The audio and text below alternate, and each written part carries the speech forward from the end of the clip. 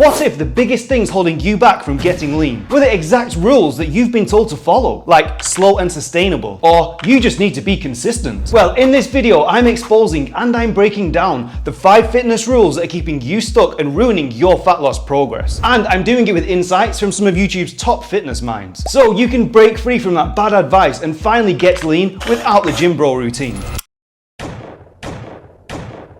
Now, we've got Sal from Mind Pump coming in with some real wisdom, and we're ranking these takes from that bottom tier, that gym bro noise tier, to the undeniable winners at the top. So by the end, you'll know exactly what works and what does not. So Sal, what's that one fitness rule that's impossible to break? Build an incredible chest and an incredible back with this one tip. Oh yeah? Let's hear it then. 20 push-ups 5 times during the day. This is called greasing the groove or practicing the movement. Let's say you could do 10 pull-ups all at once. Well, then why don't you try doing 3 pull-ups 5 times a day? Just walk by a pull-up bar, do 3 pull-ups, and then maybe an hour or 2 later, do it again. Practice all day long. Watch what happens to your strength. And this message, it needs to spread, because you do not need a gym. Plus, when you're slammed with a 60-hour work week, the question is not, how do I find time for the gym? It should be, how do I squeeze some fitness into my day? Now, the latest research shows that training volume, sets times reps times weight, is the main driver of progress. So how do we combine this with Sal's method without doing 1,000 push-ups per day? Simple, we progress with variations to hit muscular fatigue in different ways, not just endless amounts of reps. And if today's workout was upper body push-based, here's a growth blueprint. 1. Start with plyometric push-ups for that maximum type 2 muscle fiber fatigue early. 2. Move to archer push-ups to challenge that end range strength. 3. Slow it down and test your strength endurance with super slow eccentrics. 4. Finish with added resistance with banded push-ups to failure. This approach is simple, effective, and it removes that gym excuse completely. Consistent movement equals progress, and zero barriers equals zero excuses. So, solid strategy, strong contender tier. Now, we've got Eugene Teo, and he is not playing around. So I've been running a pretty aggressive fat loss diet over the past couple of weeks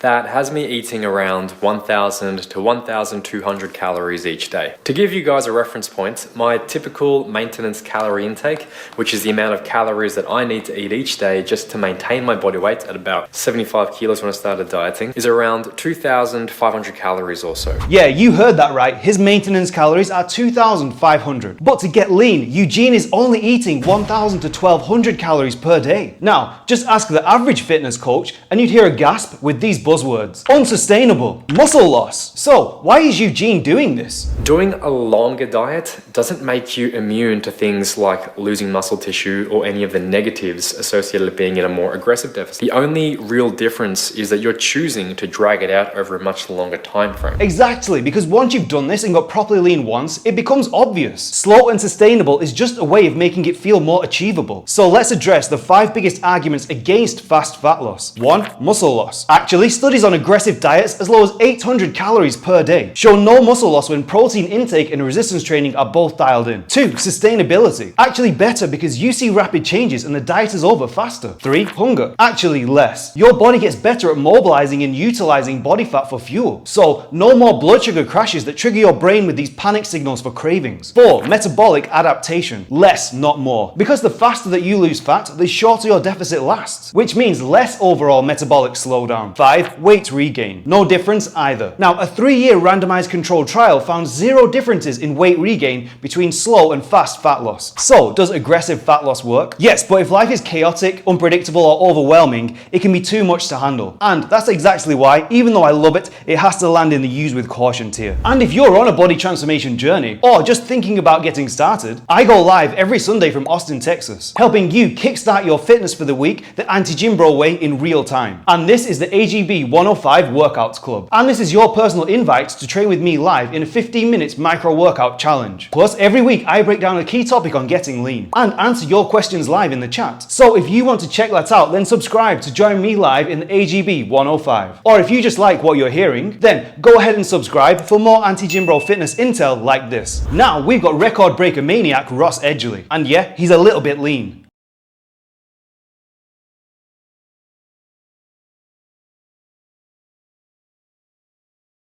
Crazy, right? Now, every guy that I talk to wants to get leaner. And when they see videos like this, their first thought is, I could never be that lean. And honestly, yeah, you're probably right. Because even Ross himself said he has zero interest in staying this lean. This was not for aesthetics. It was purely a power to weight ratio test. But here's the thing. Look at this chart. There is a huge difference between 7% body fat and 10 to 15% body fat. And when most guys get the chance, they actually pick somewhere between 10 to 15% body fat. Because once you creep over that 15%, definition disappears. But right now, there's a terrible trend in the fitness industry with personal trainers like these guys, pushing this BS idea that somehow getting lean means pushing unrealistic standards. Yeah, ignore this nonsense. Because in my experience, the real problem is not that 10 to 15% body fat is unrealistic. The real problem for most guys, including the trainers, is that they don't know actually how to get there. Because you do not hit that 10 to 15% body fat by having this perfectly optimized PhD researched plan. You actually get there meal by meal and workout by workout. And that's where most guys fail. A lack of imperfect action. So here's a 3-step plan to finally break the cycle and get lean. 1. Set a good enough plan, not a perfect one. 80% execution beats 100% planning every time. 2. Stop waiting for Monday to start. Just start now and build momentum with micro wins. 1 meal, 1 workout, 1 day at a time. 3. Stop overthinking and start tracking. The fastest way to learn is by doing, not researching. So take action and adjust based on the numbers. So yeah, maybe Ross is 7%, it's not realistic for most. But 10 to 15%, that is absolutely achievable. So all those people telling you that getting to 10 to 15% body fat is not sustainable, that is some gym bro noise right there, and we're gonna spin that wheel of gym bro justice.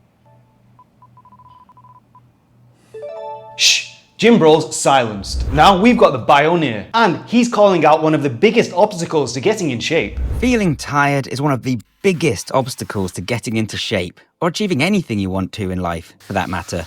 Trying to motivate yourself to go to the gym or even to do a home workout is hard going when all you want to do is crash out after a hard day at work.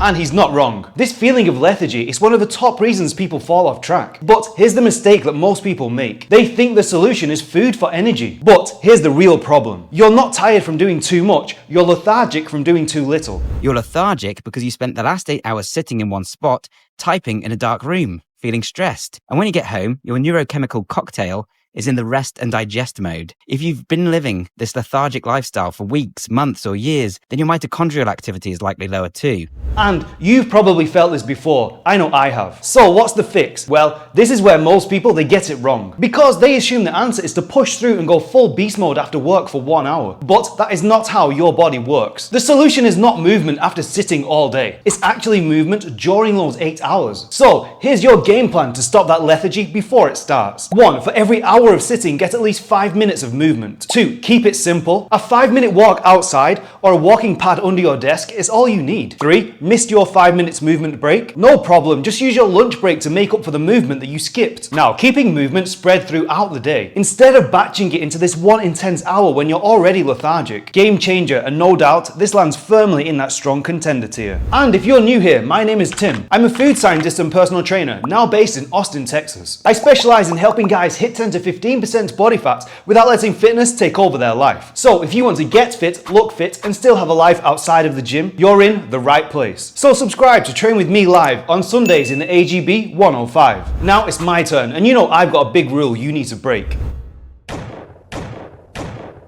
So how about a dose of dengue fever in moderation? Yeah, exactly. I freaking hate this phrase because when people take it literally, it creates this huge grey area when getting lean. You see, getting lean, it's not a lifelong project, it's a temporary phase. So it should be fast, effective, and done with. Then you learn how to sustain it. Because what does everything in moderation look like in real life? Eating out a few times per week, some alcohol every weekend, trying your best to hit protein targets, and getting some workouts in. And the end result? This half-assing it keeps you stuck at 20% body fat forever. And that's exactly why I plan diet breaks with clients. Because the data is crystal clear. A simple 3-to-1 ratio for diet break weeks works incredibly well. Because getting properly lean, it's not just about cutting calories. It's about balancing your body's maximum fat burning potential. And here's what the research shows. You can either diet for 12 straight weeks, or just diet for 9 weeks and get the exact same results. Sounds like BS, right? But it's legit. And this is the power of balancing your physiology. For 3 weeks, you're locked in. No moderation, dialed in and getting results. But this adds a ton of strain to your body. So we balance it out with 1 week at maintenance, allowing your body to stabilize. And now you're ready to push again. Diet breaks basically cut 25% of your dieting time away, while still getting the exact same results. Less suffering, same outcome. So for sure, an undeniable winner. And for more coaching tips, watch my video here.